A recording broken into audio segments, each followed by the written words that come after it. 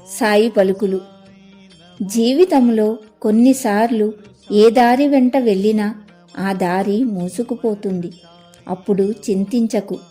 నీకు సరిపోయే దారిని నేను తెరుస్తాను. నీకు కావలసింది, ఉండవలసింది రెండే రెండు. అవి 1 ఓపిక, 2 విశ్వాసం. ఈ రెండిటికి మించి ఇంక ఏమీ లేదు. భవిష్యత్తు ఎలా ఉంటుందో నీకు తెలియదు.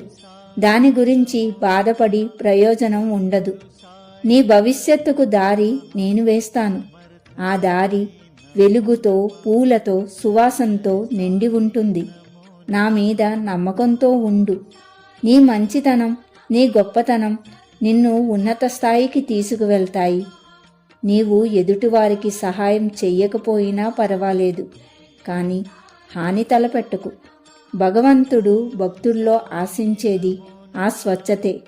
ఓం సాయిరామ్.